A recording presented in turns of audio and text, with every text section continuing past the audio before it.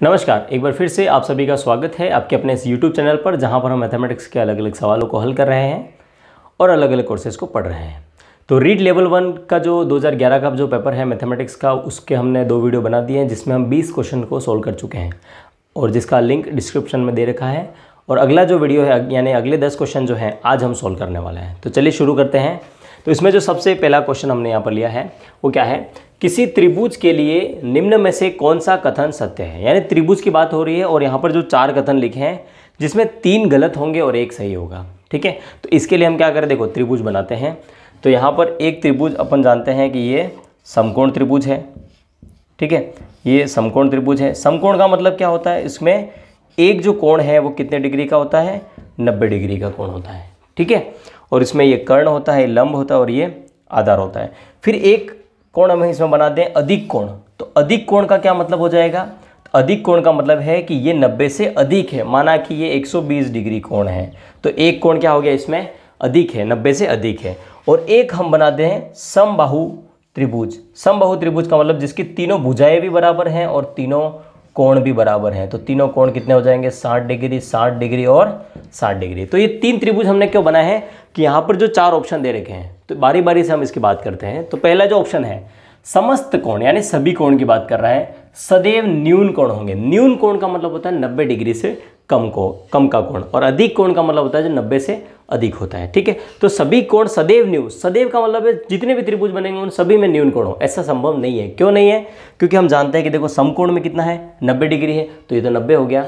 और तो ये न्यून कोण नहीं है, ये तो अधिक हो गया इससे। और हम यहाँ पर देखें जैसे अधिक कोण त्रिभुज है, ये भी 90 से अधिक हो गया, मतलब सदैव न्यून कोण हो ऐसा संभव नहीं है। मतलब पहला ऑप्शन अपना क्या हो जाएगा, गलत हो जाएगा। दूसरा ऑप्शन देखें, एक कोण सदैव समकोण होगा। अब एक कोण समकोण होगा यानी समकोण त्रिभुज की जब हम बात करें, समकोण त्रिभुज की, तो समकोण त्रिभुज में तो 90 डिग्री कोण है, समकोण है, लेकिन सदैव समकोण होता है। एक कोण सदैव समकोण यानी सदैव 90 डिग्री का ऐसा संभव नहीं है, क्योंकि हमने जो दो त्रिभुज हमने बनाए हैं उसमें दिख रहा है 60 डिग्री है, इसमें कहीं पर भी 90 डिग्री नहीं है।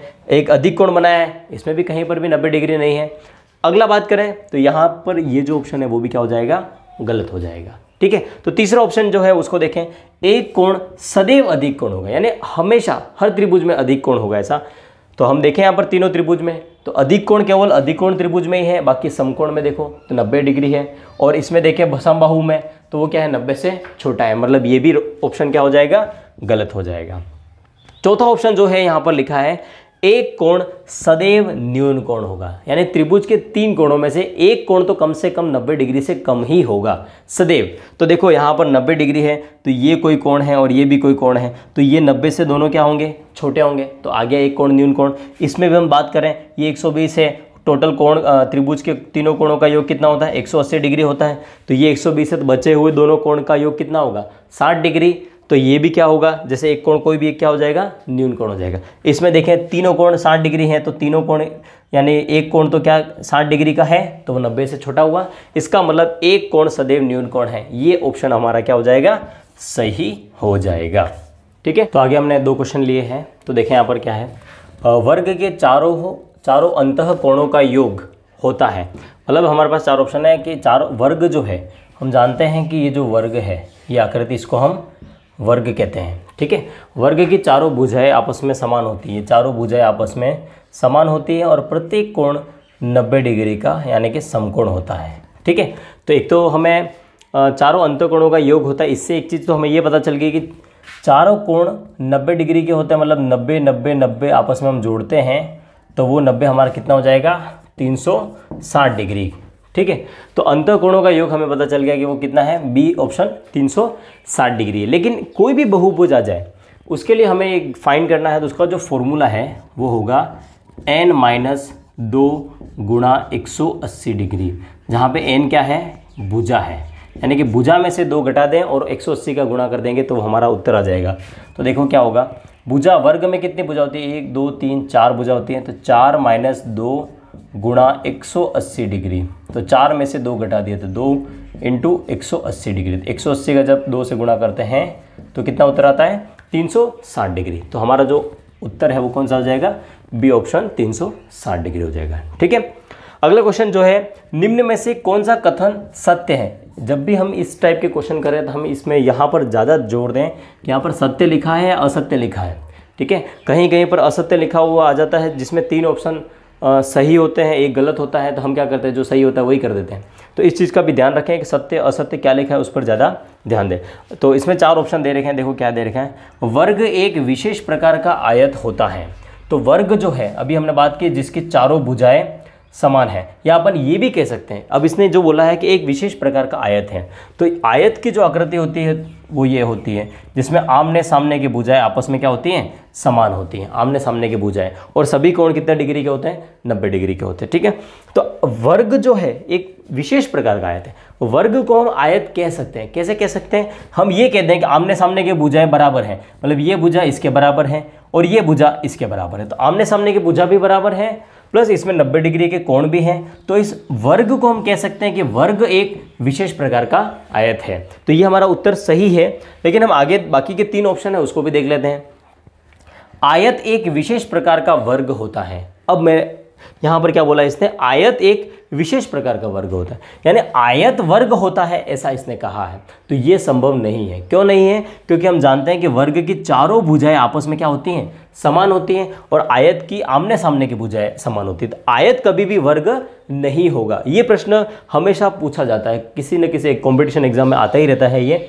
तो आयत जो है कभी वर्ग नहीं हो सकता, लेकिन वर्ग एक विशेष प्रकार का आयत हो सकता है। ठीक है, तो भुजाओं से पता चल जाता है, तो ये बी ऑप्शन सही नहीं है।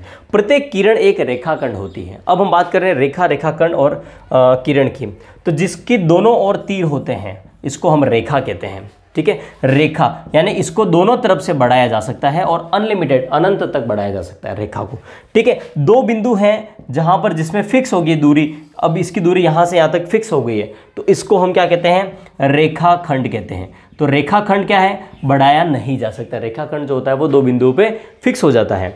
और तीसरी बात इसमें कही है किरण, किरण में एक बिंदु फिक्स होता है और दूसरे में तीर का निशान होता है, यानी कि वो आगे एक तरफ से कहीं पर भी बढ़ सकती है अनंत की ओर। जैसे यहाँ पर तो स्थिर हो गया, लेकिन दूसरी ओर से कहीं पर भी बढ़ सकती है। तो इसने क्या बोला है कि प्रत्येक किरण एक रेखाखंड है। अब प्रत्येक किरण रेखाखंड संभव नहीं है, क्योंकि रेखाखंड तो 2 बिंदुओं में सीमित होता है, वो आगे नहीं बढ़ सकता है। लेकिन किरण का मतलब क्या हुआ, एक तरफ से वो आगे बढ़ जाएगी, तो ये संभव नहीं है। मतलब प्रत्येक किरण रेखाखंड होता है, ये भी संभव नहीं है।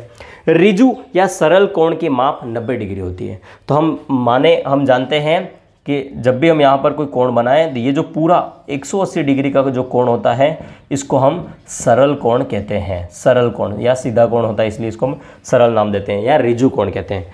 तो सरल कोण की जो माप है वो 180 होती है, 90 नहीं होती है। इसका मतलब ये ऑप्शन भी गलत है। तो हमारा जो सही ऑप्शन है वो क्या है, ए, वर्ग एक विशेष प्रकार का आयत होता है। तो चौथा क्वेश्चन यहाँ पर हमने लिया है, उसको देखें क्या है। किसी मैदान का एक चक्कर लगाने में 250 मीटर दौड़ना पड़ता है। मतलब ये एक मैदान है जिसको दौड़ने के लिए 250 मीटर दौड़ना पड़ता है। ठीक है, एक लड़की 75,000 सेंटीमीटर दौड़ चुकी है, तो वह कितने चक्कर लगाई। मतलब यहाँ पर देखा सेंटीमीटर है यहाँ पर, और यहाँ पर क्या है, मीटर है। इस चीज़ का ध्यान रखना है। वह कितने चक्कर लगाई और 3 किलोमीटर की दौड़ पूरी करने के लिए उसे और कितने चक्कर लगाने होंगे। मतलब वो इसके 3 किलोमीटर दौड़ेगी। ठीक है, तो उसको और कितने चक्कर लगाना पड़ेंगे। तो पहली चीज़ तो यहाँ पर इसने जो दौड़ा है वो किस में दे रखा है, 75,000 सेंटीमीटर के रूप में। ठीक है, तो अब हम क्या करें, इसको सेंटीमीटर को 250 जो मीटर में दे रखा है उसको हम चेंज कर देते हैं, 250 मीटर को सेंटीमीटर में बदल देते हैं। तो सेंटीमीटर में बदलने के लिए हम क्या करेंगे, 250 में 100 का गुणा कर देंगे, तो ये हो जाएगा 25,000 सेंटीमीटर। मतलब इस ग्राउंड का एक चक्कर लगाते हैं तो कितने सेंटीमीटर दौड़ जाते हैं, 25,000 सेंटीमीटर दौड़ जाते हैं। तो अब उसने क्या किया है कि 75,000 सेंटीमीटर वो दौड़ चुकी है। इसका मतलब 25,000 से हम भाग दें तो ये कट जाएगा 25 या 75, यानी वो 3 चक्कर लगा चुकी है। ठीक है, 3 चक्कर लगा चुकी है, आगे और चक्कर लगाना है। देखो अब यहाँ पर 3 में 2 ऑप्शन अपने पास हैं। 3 चक्कर लगा चुकी है, यहाँ पर तो 30 है, ये नहीं होगा। यहाँ पर 3 है, ये हो सकता है। यहाँ पर 30 है, ये भी नहीं होगा। मतलब 2 ऑप्शन है, लेकिन हमें ये नहीं पता है कि वो 90 चक्कर और लगाएगी या 9 चक्कर और लगाएगी। तो देखें आगे, उसे 3 किलोमीटर की दौड़ पूरी करनी है, तो 3 किलोमीटर को हम सेंटीमीटर में बदल देते हैं। तो 3 किलोमीटर को सेंटीमीटर में बदलने के लिए पहले तो हम इसे मीटर में बदलेंगे, तो ये 1000 मीटर से गुणा होगा, और फिर हम क्या करें 100 से गुणा करेंगे जो सेंटीमीटर में बदल दिया जाएगा। देखो 3 किलोमीटर को पहले तो हमने मीटर में चेंज किया, फिर इस मीटर को हमने सेंटीमीटर में चेंज किया, इसके लिए हमने 100 से गुणा किया। अब देखें यहाँ पर 3 और इसके पीछे 3 और 2 5 जीरो लगा देते हैं, 1 2 3 4 5, यानी कि ये हो गया 3 लाख सेंटीमीटर दौड़ा कुल। तो 3 किलोमीटर का मतलब हो गया 3 लाख सेंटीमीटर। अब यहाँ पर देखें कि कुल कितने चक्कर लगाए, तो 3 किलोमीटर दौड़ना है, तो 3 किलोमीटर यानी 3 लाख सेंटीमीटर, इसमें हम क्या करेंगे 25,000 सेंटीमीटर जो कि एक चक्कर है, ठीक है। तो 25,000 सेंटीमीटर का हम भाग दे देते हैं, 3 जीरो से 3 जीरो कट गया और ये आ जाएगा 12 बार, ठीक है। तो 25 का पहाड़ से कट जाएगा 12 बार, तो अपना कितना उत्तर आ गया 12 चक्कर। तो कुल 3 किलोमीटर जब दौड़ेगा तो उसे 12 चक्कर लगाने होंगे, 12 में से 3 चक्कर वो पहले लगा चुका है, यानी कि 12 माइनस 3 किया, तो अब वह उसे कितने चक्कर लगाने पड़ेंगे 9 चक्कर और लगाने पड़ेंगे। तो 3 चक्कर लगा चुकी है और 9 चक्कर उसे और लगाने हैं, तो हमारा जो ए ऑप्शन है A39 ये हमारा सही होगा।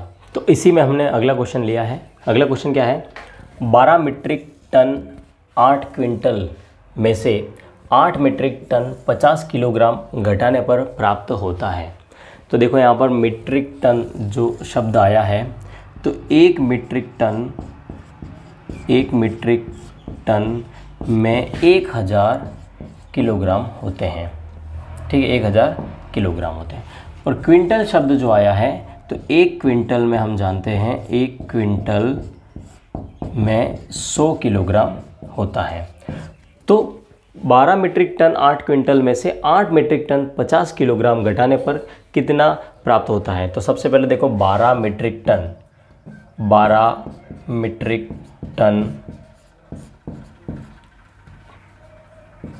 तो 12 मीट्रिक टन का मतलब क्या हो जाएगा 12 इंटू 1000 किलोग्राम, तो ये हो जाएगा 12,000 किलोग्राम।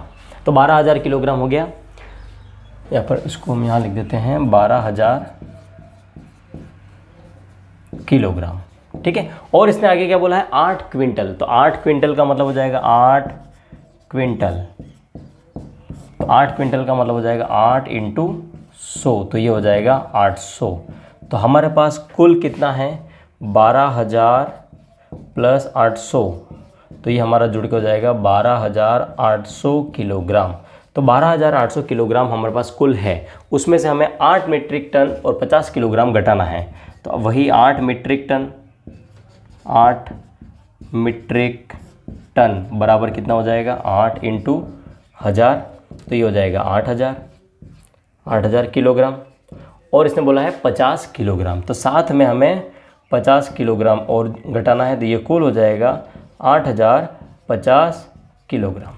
तो 12,800 में से हम 8,050 किलोग्राम घटाएंगे, तो हमारा जो बचेगा वो हमारा उत्तर होगा। तो देखो 12,800 किलोग्राम में से 8,050 किलोग्राम को घटा देते हैं, तो 12,008 जीरो में से जीरो तो जीरो ही बचेगा, यहाँ हो जाएगा 10 में से 5, यहाँ हो जाएगा 7, 12 में से 8 गया तो 4, तो 4,750 किलोग्राम बचेगा। तो 4,750 किलोग्राम के रूप में हमें कोई नहीं दे रखा है।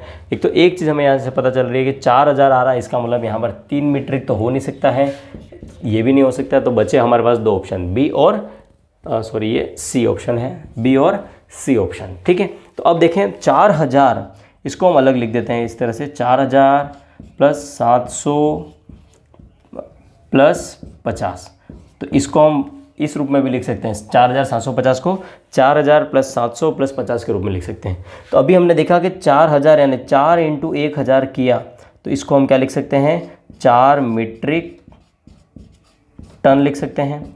700 इसको हम लिखें 7 इंटू 100 लिखें, तो ये हमारा क्या हो जाएगा 7 क्विंटल हो जाएगा, ठीक है।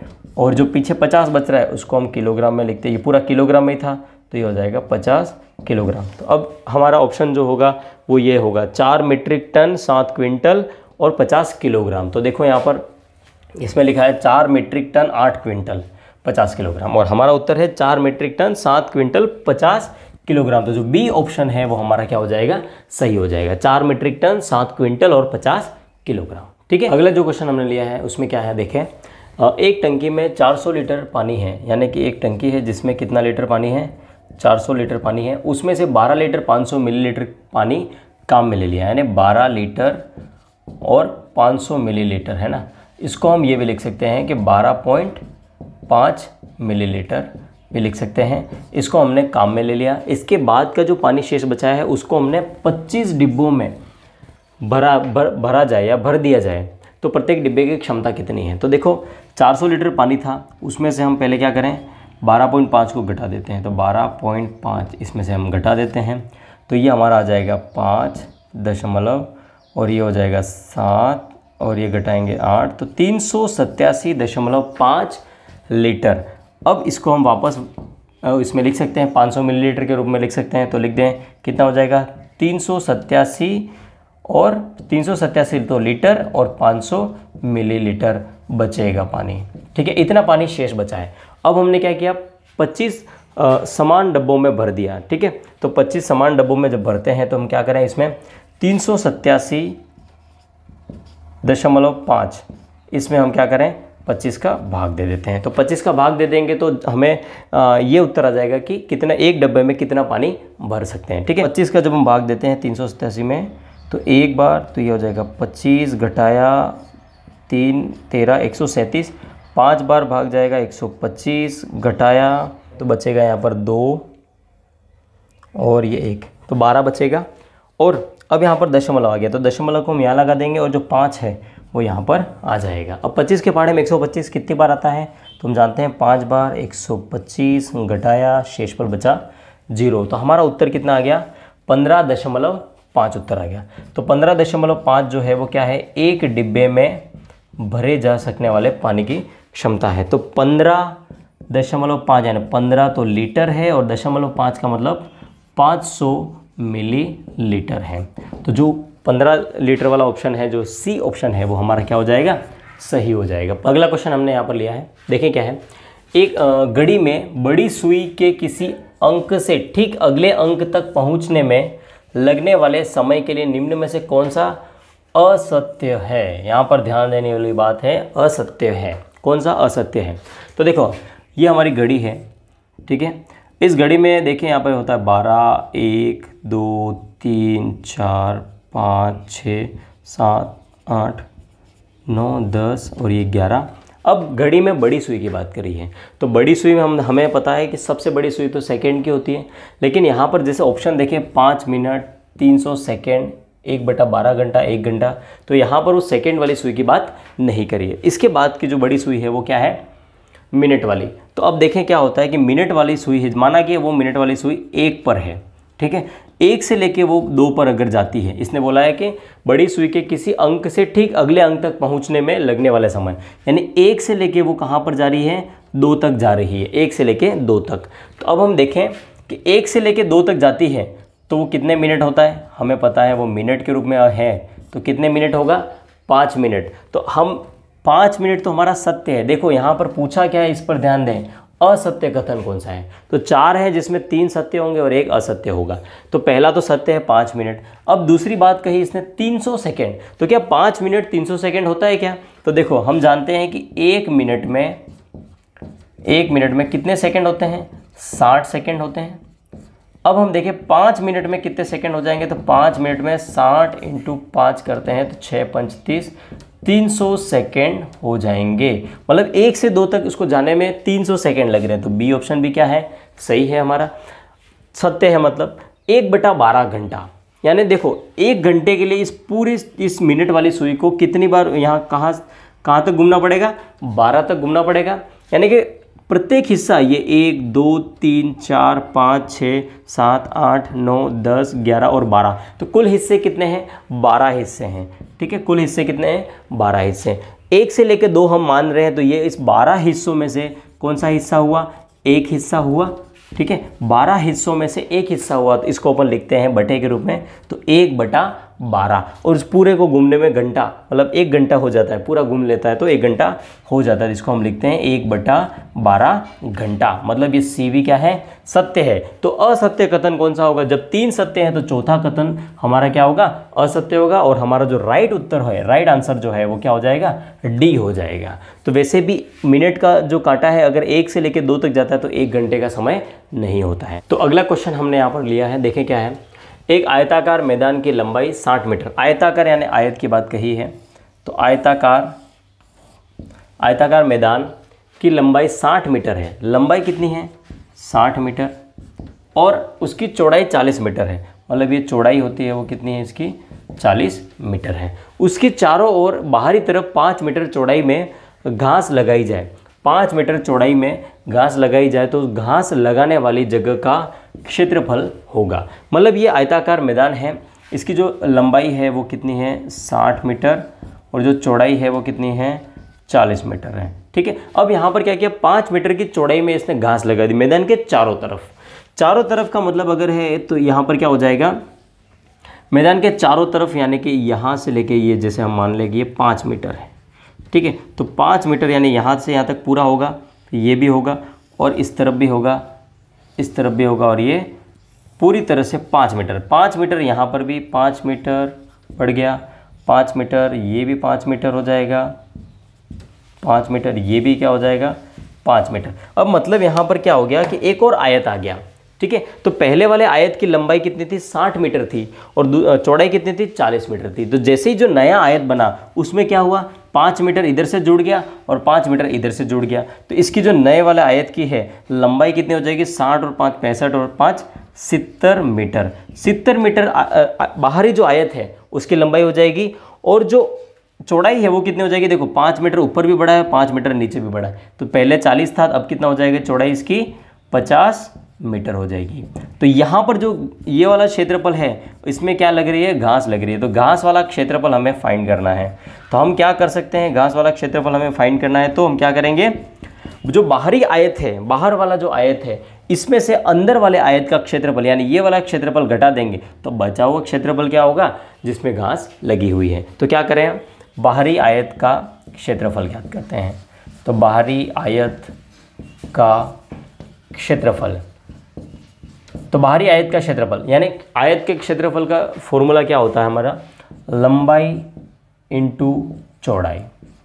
ठीक है, तो लंबाई कितनी है इसकी, बाहरी आयत की जो लंबाई है वो कितनी है, 70 मीटर है, 70 इंटू चौड़ाई कितनी है, 50 मीटर है।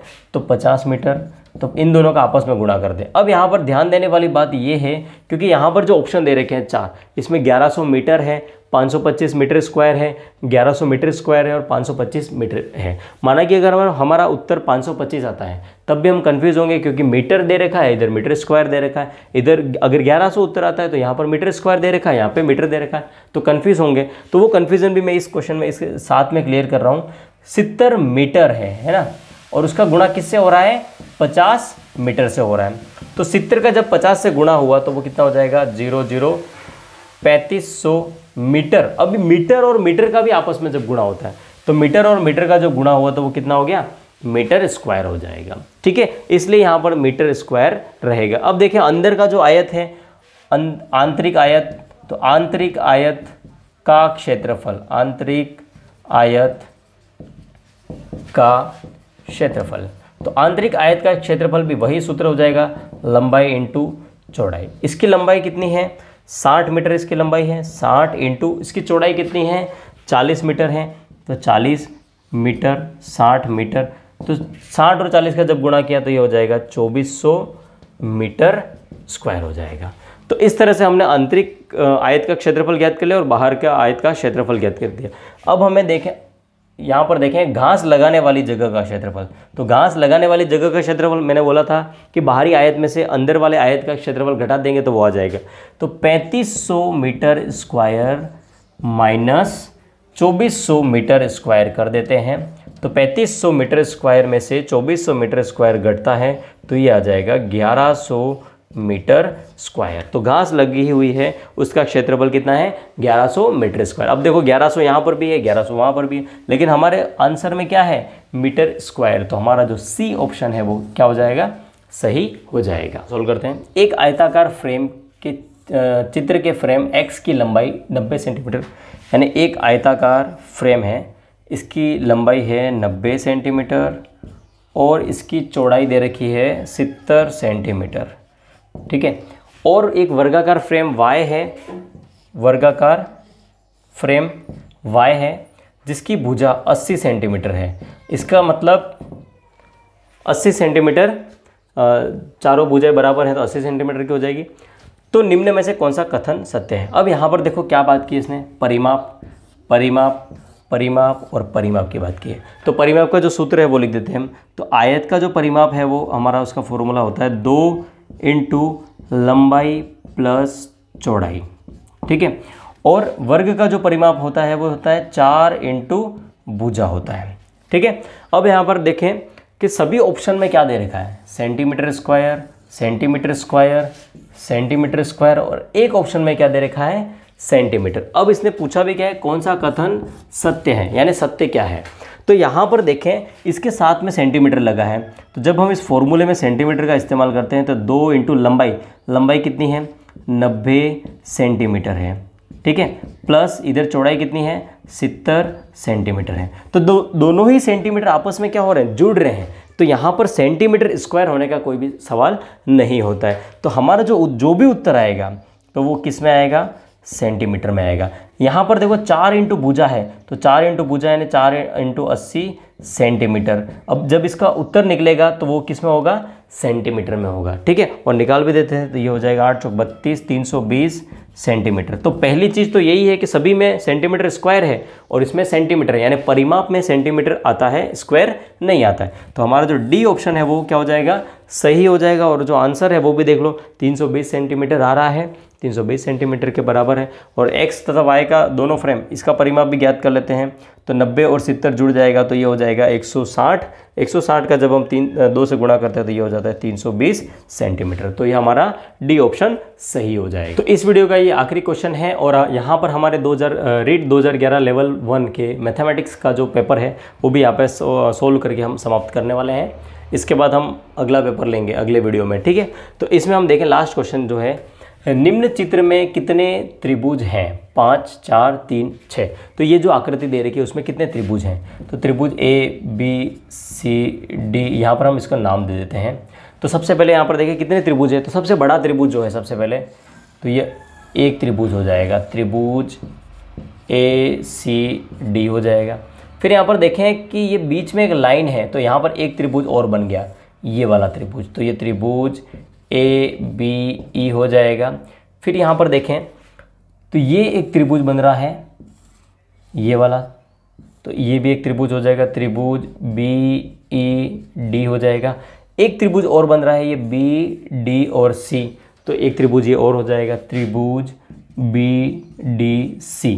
अब इसके अलावा एक और त्रिभुज बन रहा है, देखिए ये त्रिभुज यहाँ से लेके ये इस तरह और ये ऊपर जा रहा है, तो यहाँ पर त्रिभुज बन जाएगा, त्रिभुज BEA या BDA हो जाएगा, तो BDA हो जाएगा। इसके अलावा एक भी त्रिभुज इसमें नहीं बनेगा। तो 1, 2, 3, 4 और 5 त्रिभुज इसमें बन रहे हैं, तो हमारा जो ऑप्शन ए है वो क्या हो जाएगा, सही हो जाएगा, ठीक है। तो इसी वीडियो के साथ हमारा रीट लेवल 1 2011 मैथमेटिक्स का पेपर यहाँ पर समाप्त होता है। अच्छे से पढ़ाई करें, ऑल द वेरी बेस्ट।